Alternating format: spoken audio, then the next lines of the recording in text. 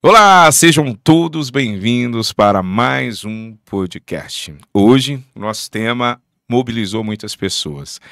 Vamos falar sobre TDAH, mas antes de falar, com essa psicóloga especialista na área, vamos falar dos nossos parceiros que mantêm esse podcast no ar. Nós estamos com a Pamonharia Caseira. Abraço, Carlinhos, desde 1983, a melhor pamonha de Goiânia. Isso aí, gente, ó, para você que não é aqui de Goiânia, quando vier, vai na Pamonharia Caseira, experimente lá, leva a família, um ambiente super familiar.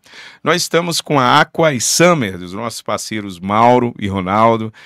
Nós estamos com a Flex, no nosso grande parceiro Lucas. E, gente, a Ótica Vida. A Ótica Vida é a única ótica que entrega seu óculos em 5 minutos. Vai em qualquer Ótica Vida e consulte as condições.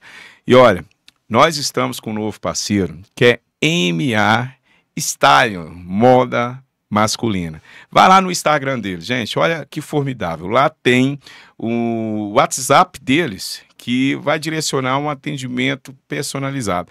Eu tive a experiência, já estou usando, os looks aí da MA Styles Moda Masculina, e é uma bacana, vai entregar na sua casa, pagamento facilitado, e nós vamos falar mais desse parceiro. E se você ainda não é parceiro do podcast, deixa eu te falar uma coisa. Internet hoje é o boom do momento. Rádio, algumas pessoas escutam hoje. TV, algumas pessoas assistem, mas o celular, gente, todo mundo tem. Então, traga sua marca para o podcast Chat Business e olha, milhões de visualizações. A primeira postagem, muita gente vai ficar de olho na sua marca, na sua empresa. Então, venha ser um patrocinador do podcast Chat Business. E você que não se inscreveu no nosso canal, vai lá no YouTube, se inscreva, ativa o sininho, que você vai ficar por dentro de todas as notificações do podcast. E hoje nós estamos aqui recebendo a psicóloga Andressa, seja bem-vinda. Obrigada, agradeço o convite. E assim, fala um pouquinho aí da sua formação, porque esse tema, Andressa, assim, pelo menos as pessoas que, quando viram a nossa divulgação, todo mundo ficaram assim, nossa, esse assunto eu estou precisando, como que eu vou saber? Eu nunca me atentei para isso. E você é uma psicóloga especialista nessa parte, como que é? Explica para nós. Então, eu sou psicóloga formada pela PUC, daqui de Goiás. Assim que eu saí da faculdade, eu já entrei na pós de neuropsicologia. Neuropsicologia. Neuropsicologia, eu vou explicar um pouquinho depois o que é a Isso. neuropsicologia, que muita gente não conhece. Depois já entrei em outra pós de reabilitação cognitiva, então fui emendando aí um estudo em outro, né? Eu entrei na faculdade muito nova, entrei com 16 anos, então com 21 eu já estava formada. Com 16 anos você já estava na faculdade? Com 16 anos eu já estava na faculdade e com 21 eu já estava formada, né? E aí com 23, entre 23 e 24 eu já tinha minha primeira pós-graduação. Então, sempre gostei muito de estudar sobre o assunto, principalmente depois do meu diagnóstico. Não vamos falar do seu diagnóstico agora, não. Deixa para frente, que você a gente fala muito, que eu trabalho muito com a equipe de vendas, a gente fala muito sobre gatilhos mentais. E você é uma prova social, né? Diz que nós vamos falar hoje. Mas mais ou menos lá você vai contar um pouquinho disso. E, Andressa, muitas pessoas olham assim para você, apesar, de aparentar muito jovem, e as pessoas acham que está vinculado isso, né? Que experiência vem com maturidade. Estudo de casos, eu até concordo, mas o conhecimento hoje está para quem está aí, quem busca, né? E como a gente percebe aqui que você virou especialista porque sempre gostou de estudar essa parte aí. Eu acho que conhecimento não tem idade, né? Não é porque a pessoa é mais experiente que ela tem mais conhecimento, que ela realmente ela pode ter uma bagagem de experiência maior, mas o conhecimento ele tá aí para quem quer adquiri-lo, né? E você foi atrás disso, Eu sempre fui atrás. Alguns pacientes, pais de pacientes, alguém assim, já questionou, nossa, mas você assim, tão nova. Muito. Nossa, mas você é muito nova, você é um neném. Você é um neném, você deve ser recém-formada, né? E assim, hoje, muita gente vai perguntar, eu tenho 31 anos, então eu já tenho aí 10 anos de experiência clínica. Isso, já 10 anos de experiência clínica no consultório e 8 anos na neuropsicologia. Na neuropsicologia. Isso. Então, assim, para aquelas pessoas que estão nos vendo, o que seria o diagnóstico de TDAH? Explica um pouquinho, assim, o que é o TDAH? Então vamos lá, vamos partir um pouquinho da história do TDAH? Vamos lá. Porque tem muita gente que acha que o TDAH é uma invenção da indústria farmacêutica, né? Que é para vender remédio. Mas não, a história do TDAH vem lá de trás. Então, o primeiro caso de relato clínico de paciente com traços do que hoje a gente considera o TDAH, porque antes não tinha aquela nomenclatura, né? Foi lá em 1775. Não, então é antigo. Bem antigo. Em 1775, teve um médico, se eu não me engano, ele era alemão, e eu não sei se eu vou pronunciar o nome dele corretamente, mas foi o Eckert, e ele começou a relatar alguns comportamentos de alguns pacientes dele, que eram descuidados em algumas atividades, que eram meio dispersos com detalhes, que eram mais inquietos. E aí ele começou a relatar isso, e depois de 1795, teve outros médicos que começaram a relatar coisas semelhantes, né? Tem muita gente que considera que o primeiro relato de TDAH foi em 1902, com George Still, que ele publicou algumas matérias sobre condições anormais de criança. Então, lá naquela época, no século XVIII, XIX, eles acreditaram que o déficit de atenção era como se fosse uma demência infantil. Né? Eles não tinham muitos estudos a respeito daquilo. No entanto, que para chegar na nomenclatura TDAH, que é o transtorno do déficit de atenção e hiperatividade, foi só em 1980. 1980. Então, o TDAH que a gente conhece hoje já teve outros nomes. O primeiro nome que ele teve, sabe qual foi? Não sei. Eu estou aqui como todo mundo. Eu estou de aluno hoje, eu quero aprender um pouco sobre isso. O primeiro nome que deram foi dano cerebral mínimo. Porque eles acreditavam que essas crianças, principalmente, tinham alguma lesão cerebral. E aí depois eles foram ver que não. Aí eles já trocaram. Disfunção cerebral mínima. E aí depois, com o tempo, eles foram ver que essas crianças eram muito inquietas, né? Elas eram muito hiperativas.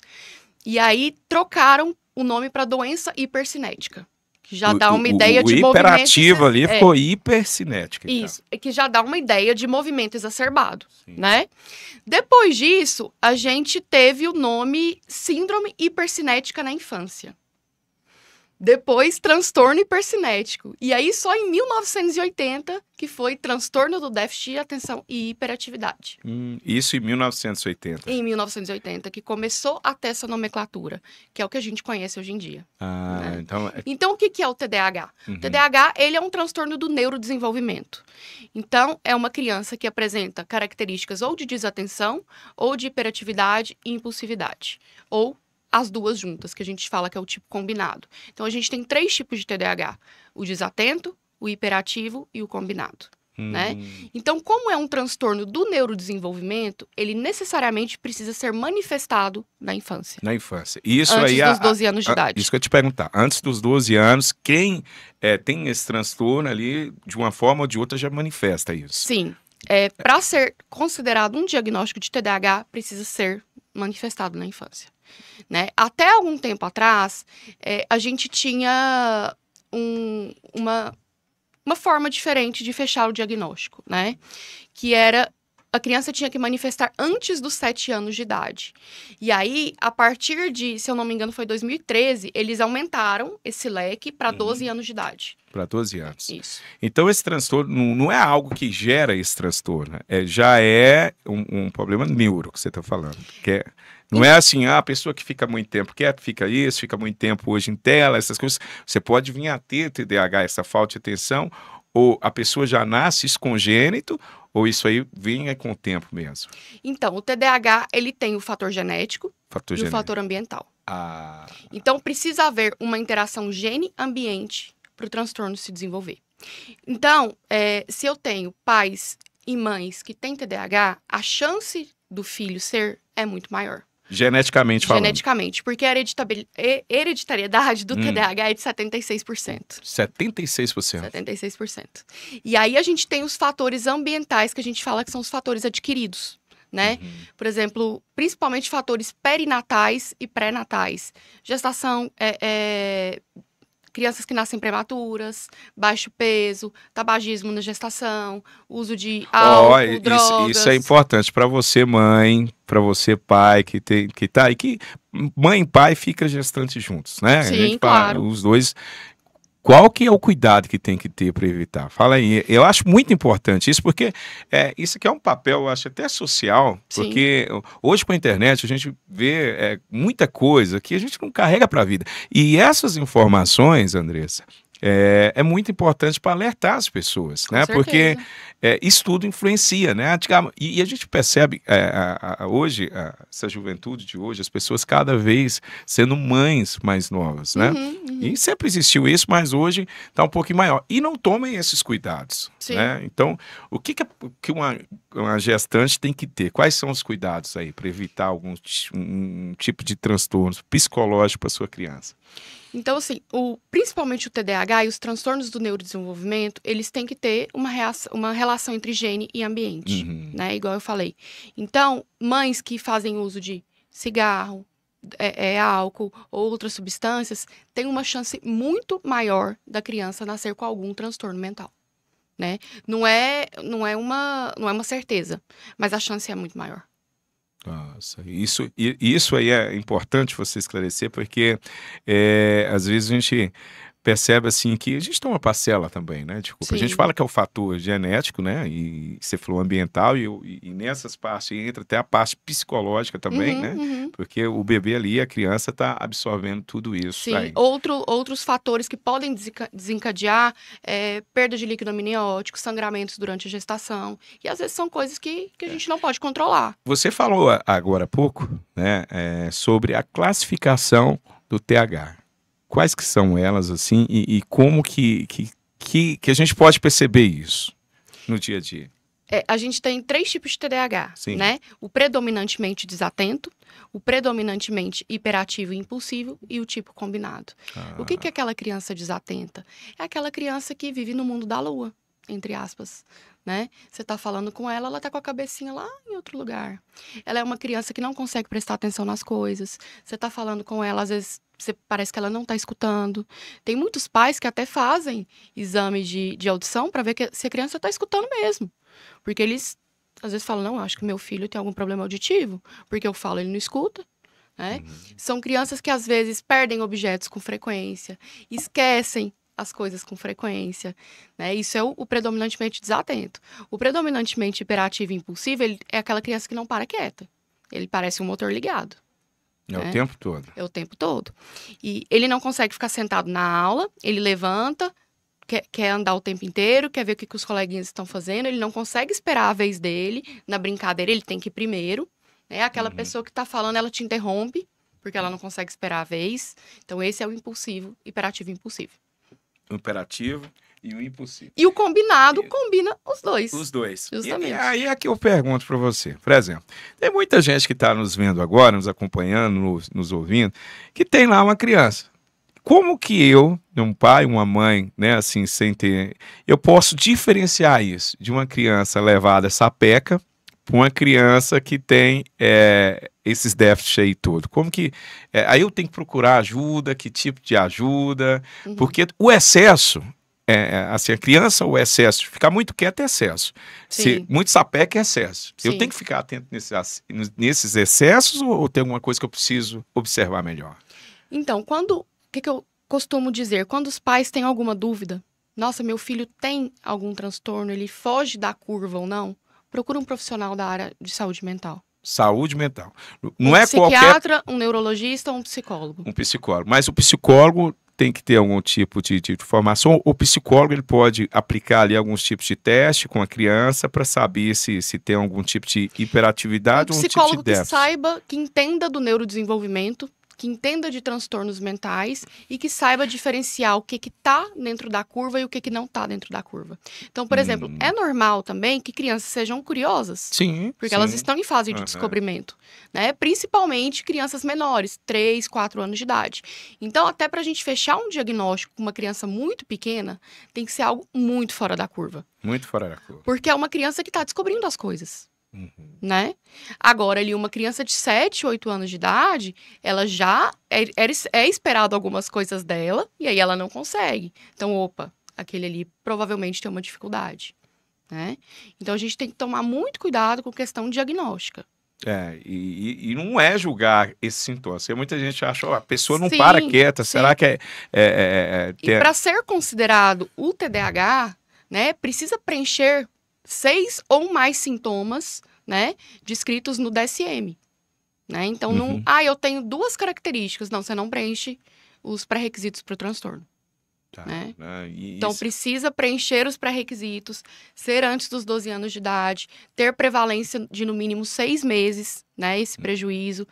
O prejuízo ser evidente em 2 ou mais ambientes. Então, ele é só assim aqui em casa. Na escola é normal. Na hora do lazer é normal. Então, o prejuízo tem que estar presente em mais de 2 ambientes. 2 ou mais ambientes. Ou mais ambientes. Porque Isso. hoje, assim, com os pais, e até mesmo a gente que acompanha, que está sempre presente com criança, às vezes é bonito falar, nossa, essa criança está acelerada, está acima do tempo, olha só. Como que, às vezes, a gente fica preso nessas situações e às vezes a pessoa como que a gente pode falar? É imperativa demais, né? É muito imperativa, a gente fala, não, ele é acelerado, nossa, já faz isso, já faz aquilo, ele não para quieto. E se eu não tratar isso, se eu não procurar e deixar que isso prevaleça, qual que é a chance desse adulto ter essa criança, quando na fase adulta, ter algum tipo de dificuldade em alguma área da vida? É muito grande ou não? Sim.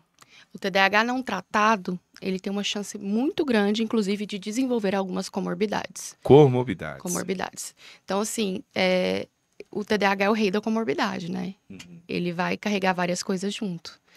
Então, TDAH não tratado, lá na frente, ele pode desenvolver depressão, transtorno de ansiedade, ele pode desenvolver compulsões alimentares, abuso de substâncias, né? Porque ele tem uma impulsividade muito grande. Muitas vezes ele não mede o comportamento dele. Você, como psicóloga especialista na área, veja assim se minha linha de raciocínio está bacana. Porque eu gosto muito de bater esse papo, eu gosto de conhecer. Por isso Mas a gente tem que conhecer. O intuito do podcast é trazer várias pessoas de vários segmentos, de várias áreas, porque eu gosto de conhecer, assim, outras áreas, não só da minha formação. Porque, às vezes, as pessoas acham assim, poxa, a pessoa ali está ansiosa porque começou a trabalhar demais. A pessoa desencadeou uma síndrome do pânico porque foi muito pressionada, foi muito... Então, ou um burnout. Ou um burnout. Então, você quer me dizer, assim, no meu entendimento pequeno, que pode ter sido alguma coisa lá da infância que passou despercebidos por os pais, mas que uma hora ou outra, em alguma fase de estresse na vida, isso pode vir à tona? Pode. Pode ser algo não tratado lá atrás. Então não é só hoje achar bonito a criança, quietinho demais, tá ali muito tempo quieto, ou tá acelerado demais, que menino que pra frente, não. Então, fora disso, o excesso, eu tenho que procurar. O excesso sempre preocupa, né? Tem que preocupar. Eu acho que a gente precisa pensar sempre no equilíbrio. No equilíbrio. No equilíbrio. Até esse indivíduo, ele pode até não ter nada. Pode ser algo só de ansiedade. Então a gente tem que avaliar. Então tem sinais. Então, tem sinais. Como que eu posso perceber? Só pra gente fechar essa parte aqui, como que eu posso ficar atento aos sinais para uma criança? Quieta demais? Hiperativa demais? Você que é especialista, fala aí pra mim. Então, por exemplo, a criança que ela é muito inquieta, que ela não consegue esperar a vez dela, que ela brinca com uma coisa, já não termina, vai para outro brinquedo e tudo. A gente precisa observar esse tipo de comportamento e aquela também que vive no mundo da lua, né? Você olha para ela, ela tá viajando na maionese. Literalmente, né? Literalmente viajando na maionese. Então, a gente precisa entender se aquilo ali é um transtorno ou se é algo simples. Ou pode ser um ajuste de rotina. Às vezes a criança pode estar desatenta, por quê? Porque ela não tá dormindo direito. Se você tem privação de sono, você vai estar mais distraído no outro dia. Sim. E no início você estava falando que você é prova viva disso, né? Você foi diagnosticada com TDAH com quantos anos? Eu fui diagnosticada aos 6 anos de idade. Eu não lembro muito dessa época, minha mãe que me conta que eu era uma criança muito inquieta. Eu não parava na sala de aula, eu terminava minha tarefinha antes dos meus colegas e eu ia na mesa de cada um para chamar eles para brincar comigo. E aí a professora falou assim, não dá, essa menina não para. Ela tá atrapalhando a turma inteira. Tá, mas aí você fazia tudo certinho. Não, eu terminava o meu e eu ia lá ver se os outros terminaram pra ele... Um abraço, João, um abraço, doutor Peterson, um abraço, porque eu tive a oportunidade de estudar com gente assim, olha lá, observa os sinais. E aí minha mãe foi chamada na escola, minha mãe é psicóloga também, e a coordenadora na época falou assim, não, mas a gente precisa fazer alguma coisa, essa menina tem algum problema? Porque ela não para quieta. Minha mãe, não, aqui eu sou mãe, aqui eu não sou psicóloga, né? E aí minha mãe começou a buscar entender sobre o assunto, porque o TDAH era uma coisa muito nova na época, né? Aqui principalmente aqui no Brasil. Sempre no Brasil a gente demora um pouquinho a chegar às coisas daqui, né? Então, minha mãe começou a estudar sobre isso. E aí, o meu pediatra, na época, que falou, não, eu acho que sim, ela pode ter o TDAH, que é o transtorno do déficit de atenção e hiperatividade. E aí, passando por diagnósticos e diagnósticos, foi fechado esse diagnóstico. Você tinha um TDAH. E como é que foi, assim, a relação da sua família? Como é que a família, até quando recebe esse diagnóstico, o papel da família é fundamental, né? Com certeza, principalmente para criança, Para criança. E teve que mudar alguns hábitos? Como é que foi, assim? Então, para mim sempre foi muito difícil estudar, ficar quieta, sentar e ler um livro, por exemplo. Eu nunca tive dificuldade de aprendizagem. Eu sempre aprendi as coisas muito fácil. Mas eu sentar e estudar era um problema. E minha mãe trabalhava o dia inteiro. Então, se ela chegasse em casa 9, 10 horas da noite e fosse me ensinar a tarefa, coitada, ela ia descabelar, ela ia ficar maluca. Então, teve que fazer alguns ajustes na rotina, né? Principalmente colocar uma pessoa para ficar perto de mim para estudar. Então, às vezes, a criança que tem essa dificuldade, ela vai precisar do que a gente chama de um ego auxiliar. Ego auxiliar. Que é alguém próximo a ela, para motivá-la. Porque, assim, o TDAH, o que a gente pensa? É um déficit na atenção. É uma hiperatividade, ou seja, é uma inquietação. Só que é muito além disso. É um déficit de produção de dopamina e noradrenalina no cérebro. O que esses dois neurotransmissores fazem? Dopamina, ela ajuda na motivação. E a noradrenalina, ela regula o humor. Então, o TDAH vai muito além de hiperatividade e desatenção.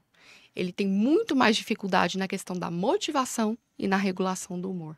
E aí eu precisava de alguém comigo para me motivar. Mas não era porque eu não sabia. É porque eu precisava da motivação. Da motivação.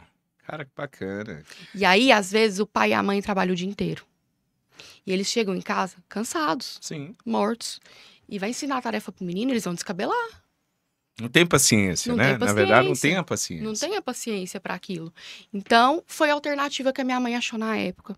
Então, ela até criou um grupo de estudo dirigido, que eram profissionais, geralmente eram estagiários. Eu fiz parte do estudo dirigido quando eu estava na faculdade, que a gente ia na casa da criança, para não tirar ela do ambiente dela, né?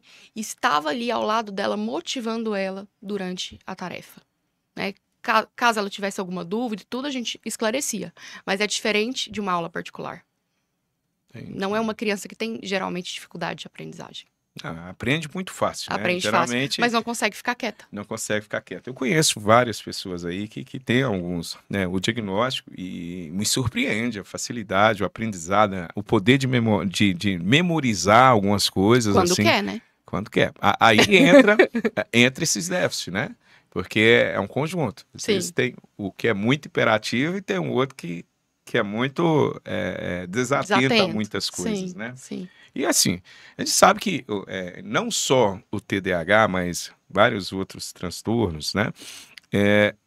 Na sua opinião, como profissional, especialista, as escolas estão preparadas para receber essas crianças, tanto com TDAH, tanto com TEA, transtorno do espectro autista. Transtornos de aprendizagem. Vários. Outros, estão vários transtornos. Você acha que o professor hoje tem... aquele que não tem, mas se quiser, pode ter essa... capacitar para dar um estudo melhor para essa criança, tornar um ambiente escolar melhor para essa criança? Hoje eu trabalho com várias escolas aqui em Goiânia, né? São quantas escolas que você atende? Mais de 16 escolas. Mais de 16 Tem escolas. pacientes Então, em várias você escolas pode falar com toda a convicção. Tem escolas que estão realmente preparadas para lidar com esse tipo de criança, né? Agora, tem escolas que ainda estão aprendendo a lidar com as dificuldades. E essas 16... Com a neurodivergência. Essas 16 escolas que você está por trás delas aí, são particulares, são públicas? Como particulares. É? Todas são particulares? Todas a rede particular. Rede particular. Isso. E a rede pública, longe disso, né? Eu acho que o grande desafio da rede pública, né, é os profissionais estarem aptos para lidar com essas crianças com dificuldade. Né? E o nosso Sistema Único de Saúde abraçar o tratamento medicamentoso também. Porque as medicações, querendo ou não, elas são caras. A população que não tem acesso a isso, ela não vai conseguir comprar na farmácia convencional. E muita gente se queixa disso, né? Mas assim, aí já é um problema mais de político. Sim, sim. Que vai além de tudo isso. Mas quando você fala assim, que a escola pública ela não tem esses profissionais capacitados. Muitas escolas públicas têm. Mas assim, a remuneração ainda é pouca. E assim, o que vai, por exemplo, você é especialista, tem pós-graduação nessa área, tem tudo, mas o que vai abrir os seus olhos para você fazer um trabalho numa escola pública? Qual que vai ser o incentivo? Vamos falar de valores reais. Eu acho que assim, a gente primeiro precisa trabalhar com a psicoeducação. Sim. Né? Que é transmitir esse conteúdo para a maior parte de pessoas possível, né? E que hoje a gente tem internet, sim, né? Que a gente tem conteúdos aí de excelente qualidade de forma gratuita. Então, não necessariamente os professores precisam fazer um curso pago para isso, né? Existe muito conteúdo legal aí de forma gratuita. Basta interesse também. Tá. Só que a gente não pode generalizar. Tem muitos professores aí de escola de rede pública que são excelentes profissionais. Né? Não, isso aí, assim, profissionais. Pela quantidade de pessoas Sim. que tem, pela quantidade de crianças hoje, CMEs, que a gente pode falar, principalmente aqui, né, em Goiânia a gente fala CMEs, eu não sei na sua região aí, como é que chama, mas falta esses profissionais capacitados. Sim, sim. Dependendo, a gente... Eu acho que em toda a área, né? Tive a oportunidade de estar tendo um papo aqui do pessoal, né, do autismo, né? Como é que você falou bonito? Transtorno do espectro autista. Transtorno do espectro autista. Isso. Então, assim, é muito difícil matricular, dependendo do grau do autismo, né? Do autismo. O autismo também é um grau. A gente tem os níveis de suporte, né? E aí a gente depende do grau de necessidade que aquela criança vai ter de suporte. E você trabalha nessa área também? Você faz acompanhamento nessa área? O tratamento para TEA, ele exige algo mais específico, que é uma técnica que a gente chama que é ABA, que é a análise do comportamento aplicada. Então, para TEA, eu apenas faço a parte de avaliação. Avaliação. A intervenção eu sempre encaminho para algum profissional que seja especialista. Essa avaliação é aquela que... É a avaliação neuropsicológica. Neuropsicológica. Então, igual a gente falou no começo, eu ia explicar o que é neuropsicologia, né? Então, explique agora. Então, às vezes as pessoas vão ficar sem entender. A neuropsicologia é uma área da psicologia que estuda as funções cognitivas juntamente com o comportamento. Então, a gente vai entender como que funciona a memória, a inteligência, a atenção daquela pessoa, as funções executivas, que eu vou explicar aqui as funções executivas também, que é organização, planejamento, tomada de decisão, autocontrole, flexibilidade. E a gente vê se isso daí está dentro do esperado, né, juntamente com a parte comportamental. Então, a neuropsicologia ela é muito conhecida como a área de diagnóstico, né? Que a gente aplica os testes psicológicos e a gente chega ou não no diagnóstico para aquele paciente. Entendi. E assim, antes de você explicar a outra parte, só para a gente concluir, e a gente percebe que o fato de você ser diagnosticada, né, com TDAH, isso não atrapalhou nada a sua vida? Assim, de desenvolver profissionalmente, correr atrás. Foi mais difícil, né? Foi mais difícil para mim. Mas o TDAH não é incapacitante. Então, ele não é você deixar isso aí, para quem está nos vendo, olha só, gente, olha a importância que a psicóloga, especialista na área, Andressa vai falar sobre o TDAH para quem já foi diagnosticado. Então, o TDAH ele não é incapacitante. Ele não te impede de fazer nada. né? Ele não é uma carta que você assina e você vai ser incapaz daquilo. Tudo depende dos objetivos que você tem, né? Mesmo se você foi diagnosticado na infância ou na vida adulta, a gente precisa pensar nos objetivos que a gente tem de vida, né? É mais difícil? É mais difícil. Muito mais difícil eu sentar, ficar horas ali estudando, mas não quer dizer que eu não consigo. E a gente tem tratamento para isso, né? Tanto tratamento medicamentoso, tanto tratamento de psicoterapia, mudança de hábitos, que é extremamente importante. Então, por exemplo, tem gente que acha que a medicação vai fazer milagre. Não vai. Se você não tiver mudança de comportamento, nenhum remédio faz efeito.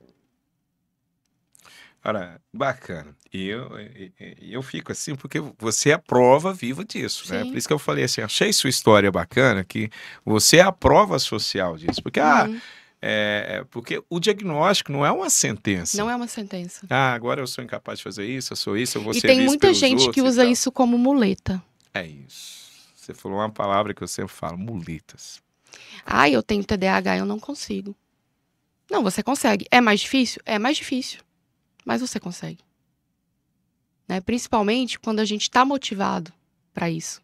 O TDAH quando ele está altamente motivado, ninguém segura ele. Olha o exemplo do Michael Phelps, maior medalhista da natação. E ele foi diagnosticado. Ele foi diagnosticado na infância. Então, os pais dele colocaram ele na natação para ver se ele ficava um pouco mais quieto, para ver se gastava energia. Eu não sabia. Olha aí, gente, que bacana. Olha aí. Para ver se gastava um pouco da energia recordista, dele. Ainda não o maior medalhista mundial da natação. Eu acho que, se eu não me engano, acho que são 22 ou 23 medalhas. Eu não me recordo. E eu não sabia dessa parte. Cara, então ele desenvolveu o que a gente chama de hiperfoco. Hiperfoco. Então, o que é o hiperfoco? É uma atenção concentrada e específica para alguma coisa por um longo período de tempo. E é algo de interesse. Então, ele se interessou plenamente na natação. Ele mergulhou naquilo. Ele teve o hiperfoco naquilo. Hiperfoco naquilo, E aí ele despontou. Nossa. E quem mais, assim, que você estudou aí, que o pessoal Nossa, não sabe? Tem vários famosos que foram diagnosticados até agora na vida adulta. Cláudia Leite foi diagnosticada agora, há pouco tempo, a cantora. Tata Werneck, humorista. Então, a gente tem vários artistas que foram diagnosticados tardiamente. Né? E nem por isso eles foram capazes de realizar as coisas na vida. E todos esses exemplos que você citou aí, todos são bem-sucedidos na área de atuação. Na área de atuação, justamente. Então, é isso que você falou. O TDAH, ele não te limita, né? Não te limita. Pelo contrário. Só que é mais difícil. É mais difícil. Então, quando o pai vira assim pro filho e fala, não, é fácil, é só você prestar atenção. Levanta a bunda da cadeira e vai estudar. Mas aí existe um mecanismo neurobiológico que impede a criança de conseguir fazer aquilo sozinha. Existe uma baixa de dopamina no cérebro, né? Então ela não tem aquela motivação, ela não tem aquela proatividade para fazer aquilo. Então muitas vezes ela precisa de incentivo e de ajuda. É a mesma coisa, você usa óculos, não usa? Uso. Se eu tirar seu óculos, você vai enxergar igual você enxerga com óculos? Não, eu enxergo, mas não com mas a qualidade. É mais difícil, tem que forçar. Aí depois vem a dor de cabeça, o olho fica hiperênico, lacrimeja. Então eu prefiro ficar com óculos do que ficar vaidoso. Gente, vaidade. Tem que usar. Negócio, vou ficar vaidoso. Assim. Saúde em primeiro lugar. Lógico, bem-estar. Eu cheguei numa fase da vida que eu quero aqui, né? Eu vou ficar. Então, se eu tirar, é a mesma coisa para quem... A mesma coisa para a criança. É como se ela tivesse sem óculos, ela tá sem a motivação, ela não consegue ter aquela proatividade. Então, ela precisa do incentivo. Então, o óculos dela é como se fosse essa motivação. Entendi. Entendeu? Então, assim, questão... e muitas famílias são muito... me fugiu a palavra. Tem muito receio da medicação. Com medo de vício. Ficar dependente. Ficar dependente da medicação. Mas a medicação é algo paliativo, né? Que vai ajudar nesse processo. A medicação, ela vai ajudar nos sintomas, né? Uhum. Ela não vai mudar comportamento. Vai desacelerar a pessoa O que muda comportamento é o que ela vai aprender na terapia. Então, é um conjunto ali... A gente tem um plano terapêutico, né? Existem pacientes que têm um grau de prejuízo muito grande, que realmente precisam da medicação, né? Tem pacientes que têm um prejuízo menor. Então, ele já vai se beneficiar do plano terapêutico, da psicoterapia, mudança de hábitos, prática de exercício físico, uma boa alimentação, uma boa noite de sono. Isso é muito importante para o TDAH. Ter rotina. Ter rotina. Ter rotina. Nossa. A rotina faz bem. Eu escutei isso, né? Às vezes ele até tem, né, esse transtorno TDAH, alguém falou que a rotina é muito importante para as nossas vidas. Se você não tiver rotina diária, né, você não desenvolve algumas partes do seu cérebro, assim, que você passa despercebido muita coisa durante o longo da vida. E eu acredito que tem que ter rotina. Mas a minha vida é uma rotina, não faço. Mas essa rotina te faz bem, né? Eu acredito. E você falando como psicólogo especialista, que a rotina pro TDAH é extremamente importante. É importante. Tá. Porque se ele não tiver, por exemplo, uma boa noite de sono, no outro dia, privação de sono, ele vai estar mais distraído. Então vai acentuar essa distração dele. Entendi.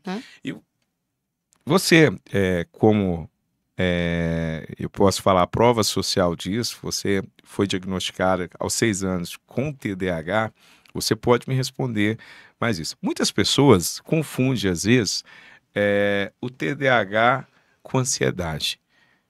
Tem diferença? A ansiedade pode ser uma comorbidade do TDAH. Comorbidade. Por exemplo, comorbidade. O que é uma comorbidade? É como se fosse um transtorno extra. Um bônus. Por exemplo, tem pessoas que têm transtorno de ansiedade e não têm TDAH. Então, a gente precisa saber diferenciar essa parte aí diagnóstica. Então, o que a gente entende por ansiedade? É uma preocupação excessiva, né? Por algo que vai acontecer no futuro e tudo. Então, é algo que ela não tem controle disso. O TDAH, geralmente, ele carrega isso junto com ele, como comorbidade. Mas não necessariamente o ansioso tem TDAH. Mas o TDAH... geralmente é ansioso. Eu não sabia. Então, o TDAH, ele não vem só. Geralmente não. Ele vem acompanhado... Geralmente ele traz bônus. Ele traz bônus. E os principais bônus, além da ansiedade, que ele traz? Transtornos depressivos, transtorno de humor, maior chance de abuso de substâncias, maior chance de desenvolver compulsão alimentar pela impulsividade. Então, na infância, é muito comum as crianças apresentarem transtorno opositivo desafiador, né, que é o famoso TOD, que a gente chama. TOD? TOD, transtorno opositivo desafiador. É muito comum. Na infância, é a comorbidade mais comum, junto com o TDAH. O que é isso? Me explica aí, porque eu não estou com o Google agora. O transtorno opositor especialista na minha frente, está mais fácil. Então, vamos lá. O transtorno opositor desafiador é aquela criança que te desafia o tempo todo. A palavra preferida dela é não. Faz isso. Não. Pega aqui. Não. Você fala A, ela faz B. Faz totalmente ao diferente. Para te desafiar e opor o que você faz. Então, é muito comum crianças com TDAH apresentarem o transtorno opositor desafiador. É o bônusinho que vem. É um bônus que pode vir, né?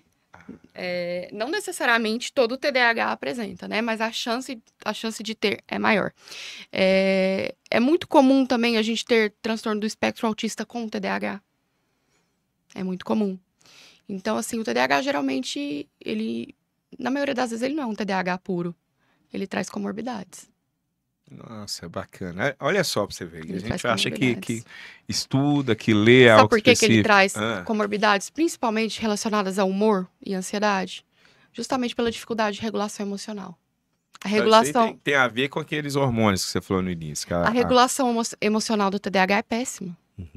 Ele tem uma baixa tolerância à frustração, um baixo limiar de esperar recompensas futuras, ele quer recompensa imediata. E isso tudo que você viveu e às vezes até vive, então, te ajuda no consultório? Ajuda porque eu sei o que o meu paciente está passando. Olha só que fantástico. Você falou uma coisa que... Eu sei o que o meu paciente está vivendo. Cara, principalmente as crianças. Hoje a maior parte do meu público, no consultório, 80% é criança e adolescente. Você já está há quanto tempo atendendo? Eu tô há 10 anos na clínica e há 8 na neuro. A agenda sempre cheia. Agenda cheia, graças a Deus. Você sabe por quê que eu falo que é um sucesso? Porque você falou uma coisa ali, você sabe o que a pessoa está sentindo. Você sabe da dor. Eu acho que não, tenho certeza. Porque eu sei que não é preguiça, não é falta de vontade. É um mecanismo neurobiológico. E aí você vai usar outras estratégias. Não é um menino que é preguiçoso. Sim, você vai usar outras estratégias para ajudar aquela criança. Com certeza. E quem quer encontrar ou marcar uma consulta com a psicóloga e especialista nessa parte aí, como que acha? Qual que é o seu @, qual que é o seu Instagram? Para quem está nos vendo aqui, ó, olha, gente, se eu tiver alguma dúvida, alguma coisa, eu vou direcionar para ela, sabe por quê? Porque é muito mais fácil, é por isso que eu falo, o testemunhal, né, a prova social, você sabe a dor. Então, se você sabe a dor, você pode ajudar a pessoa. Eu recebo muitos E você, só concluindo, antes de cortar, e você é o case de sucesso disso. Porque além de você, com 6 anos de idade, 6 anos. Você pegou, poxa, eu vou pegar, vou estudar, vou me especializar para ajudar outras pessoas. Sua história é bonita, a sua história. E eu recebo muitos pais que falam assim, que recebem o diagnóstico, o que meu filho vai ser? Ele vai ser alguém na vida? Ele vai conseguir concluir uma faculdade? Ele vai conseguir terminar o ensino fundamental? Eu recebo muito essas perguntas. Muito. Eu falo, gente, eu sou a prova disso. E quando você fala, geralmente, todo mundo assusta, né? O quê? O quê? Não, mas não, você não parece que tem TDAH. Pessoal, como se tivesse aparência, né? Transtornos mentais não escolhem classe social, raça, gênero, não escolhem nada, né? E lembrando um pouquinho, assim, da minha infância, eu acho que tem muita gente que vai se identificar. Eu nunca parei em nada. Nunca. Eu começava o balé, 2 meses depois eu desistia. Aí eu virava pra minha mãe, eu quero ir pro jazz. Aí fazia o quê? 1 mês de jazz. Não, mãe, cansei. Quero ir pro sapateado. Aí não parava em nada. O TDAH, ele não para. Ele não conclui nada. Ele começa uma coisa, ele não termina. O que te fez concluir, estudar, foi esse hipercampo que você falou? Foi o hiperfoco? O hiperfoco, né? A motivação. O hiperfoco foi a motivação para focar naquilo. Quando a gente, eu acho que independente de qualquer transtorno, mas principalmente no TDAH, quando a gente encontra algo que a gente gosta, a gente se sente motivado naquilo. Isso é bacana demais. Olha, aí você quer buscar o seu objetivo. E assim... Agora você falou de rede social, o meu @... Fala aí, que você não é... O meu @é @AndressaPM_, e eu tô no Instagram. E eu queria até abrir um espacinho aqui, que eu e minha mãe estamos começando a desenvolver um projeto juntos. Pode falar. O nome de sua mãe também é psicóloga, né? Minha mãe é psicóloga também, Inês Cristina Pena. E a gente começou um Instagram juntas, que é @juntas no TDAH, onde a gente vai postar bastante conteúdo a respeito do TDAH, né? Para esclarecimento, para psicoeducação, né? Para professores, para pais, para adultos com TDAH. Então repete mais os 2 @. O meu é AndressaPM_, P de pena, M de Mendonça, /. E o da minha mãe, o nosso Instagram juntas é Juntas no TDAH. Nossa, que bacana, que história bacana. E assim, a gente percebe a sua história e é um case de sucesso, né, nessa área, porque história bonita, mais uma vez eu repito para você, e eu não sabia de tudo isso. A gente começou, para quem não sabe como acontece, eu observo muitas pessoas que eu quero convidar para cá, né, e aí chegou um patrocinado dessa moça, falando um pouco, eu falei, poxa, tá aí um assunto bacana, um tema, entrei em contato, e aí nem eu acreditei, eu imagino que deve ser a mesma reação lá dos pais, que vai levar os pacientes para você. Eu falei, você tem TDAH? Para, que história bacana, né? Lembra a gente conversar?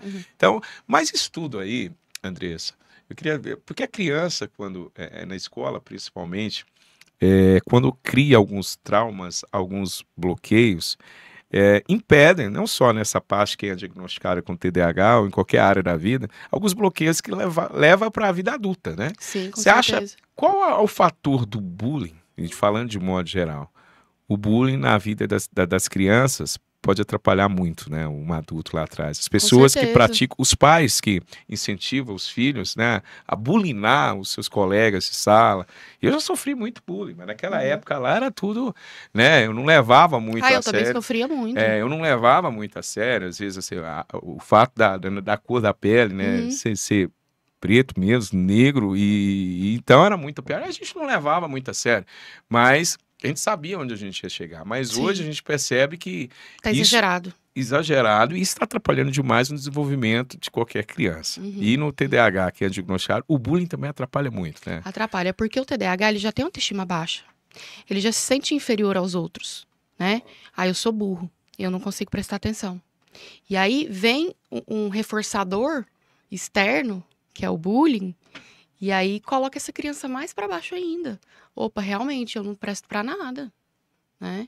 Então, é um reforçador negativo que a gente tem. Então, para você, pai, para você, mãe, que está nos vendo agora, tia, avô, não incentive o seu filho, o seu neto, o seu sobrinho a criticar um colega de sala, a bulinar um colega de sala, porque isso aí pro crescimento, para a fase adulta, você não sabe o que isso aí traz de traumas e bloqueios, né? A gente tem que respeitar as divergências, né? Sim. As diferenças entre as pessoas. E principalmente hoje que a gente fala tanto na minha área de transtornos mentais, de neurodivergência, crianças atípicas, são as que mais sofrem. Por serem diferentes do grupo comum, do grupo padrão.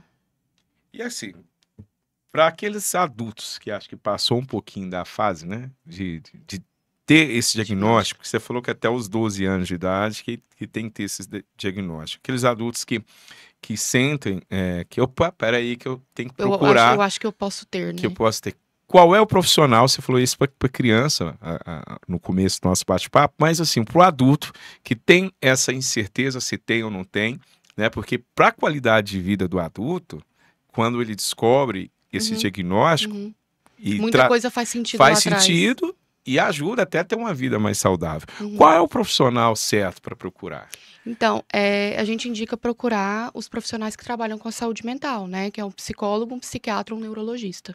Os três? Os três. Todos os três. É bacana. E olha... E a gente tomar cuidado também com diagnósticos e avaliações extremamente rápidas. Né? Internet hoje. Internet, você vai lá, te dá um monte de laudo, um monte de diagnóstico, e aí a pessoa fala, nossa, eu tenho isso, eu tenho Esse aquilo. é o problema. Você acha que a internet, às vezes, assim, vem nesse sentido? A gente, às vezes, tem diagnóstico extremamente errado.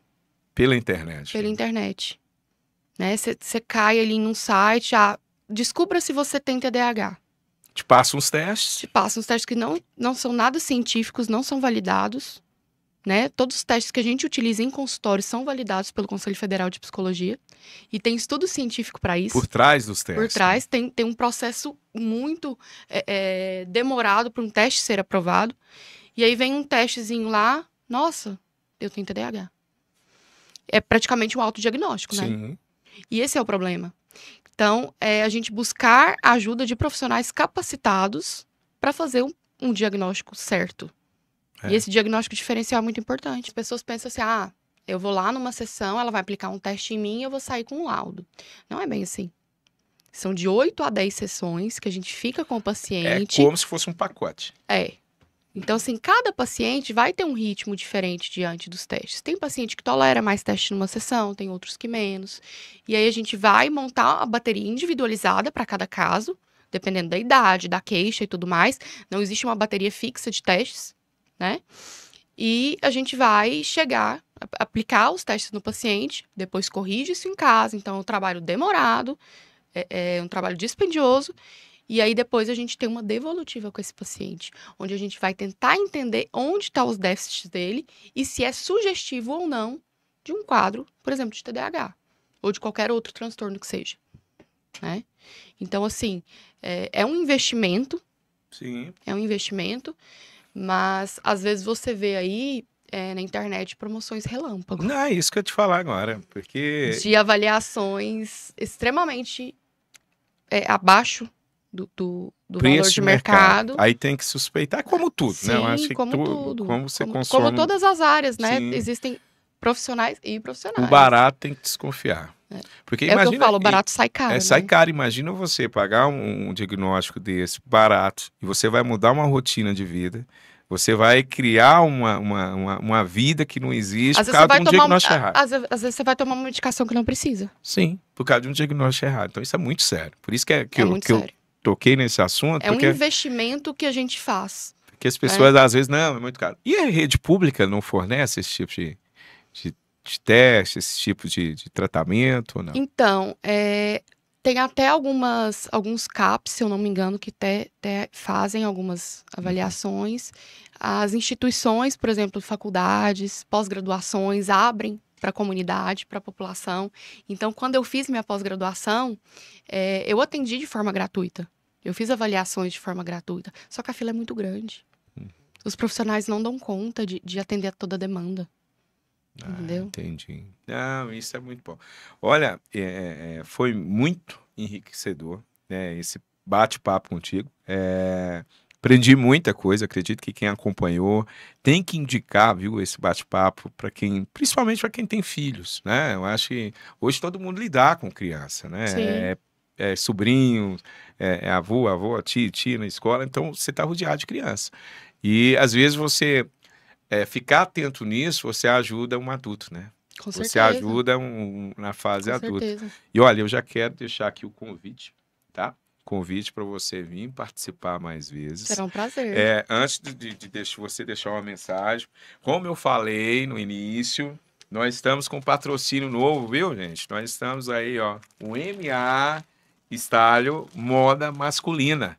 E vou entregar isso aqui para um convidado. Como é moda masculina, eu sei que você tem pessoas para presentear. Com certeza, tá? Obrigada. Um presente para o podcast aí, em nome do ME Estágio Moda Masculina. Para você que não segue eles ainda, vai lá no Instagram deles. Lá vai ter o WhatsApp e onde vai ter um atendimento personalizado, viu? Entrega em toda a região metropolitana de Goiânia. Se você não é daqui, eles mandam para vocês. E troca, viu, gente? É uma empresa que facilita muito. Então, lá no Instagram, MA e Style Moda Masculina. Segue lá, qualquer coisa, vai na página do podcast Chat Business, procura lá nos seguidores que com certeza você vai encontrar. E aproveite para presentear alguém, tá? Vou presentear, com certeza. Adorei, obrigada, MA. Andressa, para quem teve esse diagnóstico agora, para a família que teve esse diagnóstico com o filho agora, que tem TDAH, qual é a mensagem que você deixa para essa mãe, para esse pai, para essa criança, para esse adulto? Qual é a mensagem que você deixa para eles? Então, você que é pai, mãe e que seu filho recebeu o diagnóstico recentemente, não deixa de buscar ajuda, de buscar o tratamento por falta de informação, por medo de medicação, por medo de fazer o tratamento, porque lá na frente os prejuízos podem ser muito maiores de um TDAH não tratado, né? E você que recebeu o diagnóstico agora, de forma tardia na vida adulta, ou que suspeita disso, né? Busque, você que ainda não tem o diagnóstico, busque ajuda, porque sua qualidade de vida vai melhorar, eu tenho certeza disso. E você que recebeu o diagnóstico recentemente, isso não é uma sentença. Né? Não é algo incapacitante, né? A gente pode fazer ajustes, a gente tem estratégias para você conseguir lidar melhor com as suas dificuldades. Isso aí. Eu quero agradecer a sua participação. Eu que agradeço. Mais uma vez, só para você aí mentalizar, gente, especialista da área, tá? Não tenha dúvida, procure ela. Consulte as condições, claro que eu tenho certeza que é boa de negociação, viu? Deixe o Instagram mais uma vez, que eu sei que pelo direct é fácil, né? Entrar em contato com vocês. Lá parece que tem um número. Tem o número da clínica. Número da clínica. Então, deixa aí o seu arroba mais uma vez. Quem quiser me seguir nas redes sociais, o meu arroba é AndressaPM_. E eu e minha mãe, que também é psicóloga, a gente está desenvolvendo um novo Instagram juntas, para a gente postar um pouco mais de conteúdo exclusivamente sobre TDAH, que é o @juntasnotdh. Isso aí. Para você que nos acompanhou até aqui, indique esse podcast para alguém que você conhece. Aqui, ó, vários assuntos, várias pessoas, profissionais de várias áreas. Como eu sempre falo, o podcast Chat Business. Vai dentro daquela senhorinha que tem uma banca de pastel na feira, até um CEO de uma multinacional. Tem muita coisa. Isso aqui é para nós. E podcast, gente, qualquer podcast, é informação. Você que gosta de viajar, vai lá, o podcast Chat Business, está lá no Spotify. Você que não ainda é inscrito no canal no YouTube, vai lá, podcast Chat Business, e segue a nossa página no Instagram e fique por dentro dos convidados, @podcast Chat Business. E até o próximo podcast.